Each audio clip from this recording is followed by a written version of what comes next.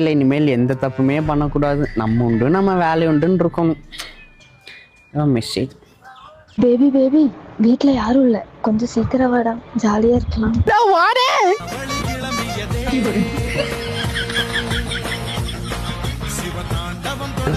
வந்துட்டேன் அம்மா வைக்க வந்துட்டேன். வந்துட்டேன் அம்மா எங்க போற?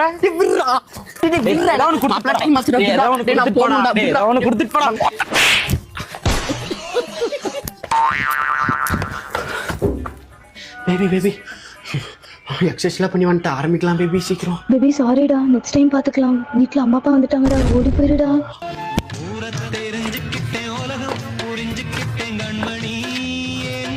குட்டி என்னோட மண்ணுக்கு.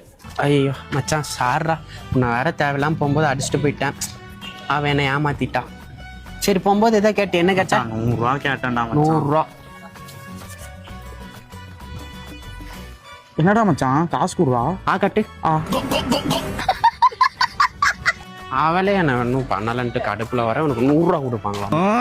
இப்படி போய் ஏமாந்துட்டு வந்துட்டேன். ஏன்டா மச்சான் இங்க பாரு, யார் வீட்டுல யாரும் இல்லையாமா, என்ன கூப்பிட்டுருக்கா. போப்போ, இப்பதான் நான் வாங்கிட்டு வந்தேன், நீ போய் வாங்கு போ. என்னாச்சு? வீட்டில் ஆள் வந்துட்டாங்க, இன்னொரு நாள் பார்த்துக்கலான்னு சொல்லியிருப்பாளே.